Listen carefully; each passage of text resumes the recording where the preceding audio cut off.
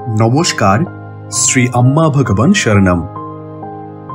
এখন আমরা শ্রী পরমজ্যোতি কল্কির চমৎকার শুনব। আমি তামিলনাড়ুর গোপীচেট্টিপালায়ম থেকে ভেল্লিনগিরি বলছি। পেরি আর্থারাইটিস ও স্নায়ুর উপর চাপ পড়ার কারণে বিগত প্রায় 3 মাস ধরে আমার কাঁধে প্রবল যন্ত্রণা হচ্ছিল।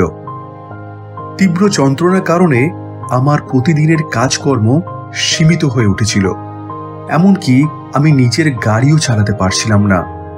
আমি একজন অস্থি চিকিৎসকের পরামর্শে এমআরআই পরীক্ষা করেছিলাম এবং চিকিৎসার মধ্যেই ছিলাম, কিন্তু তাতে বিশেষ উপশম হয়নি। রোগমুক্তি সংকল্প গ্রহণ করে আমি ও আমার স্ত্রী প্রতিদিন সোমা প্রার্থনা করতাম।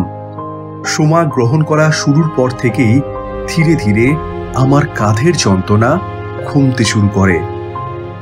এই সময় আমি আমাদের শহরে ঐশ্বর্য সোমা দীক্ষা অনুষ্ঠানে অংশ নেওয়া শুরু করি। প্রার্থনা সহযোগে দীক্ষা গ্রহণ করার ঠিক পরের দিনই যন্ত্রণা বিশেষভাবে কমে যায়।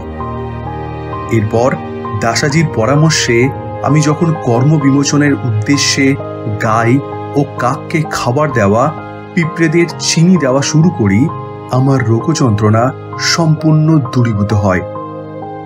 এই অবিশ্বাস্য আরোগ্য চমৎকার প্রদান করার জন্য শ্রী পরমজ্যোতি ভগবতী ভগবানকে আমার হৃদয় উৎসারিত কৃতজ্ঞতা নিবেদন করি।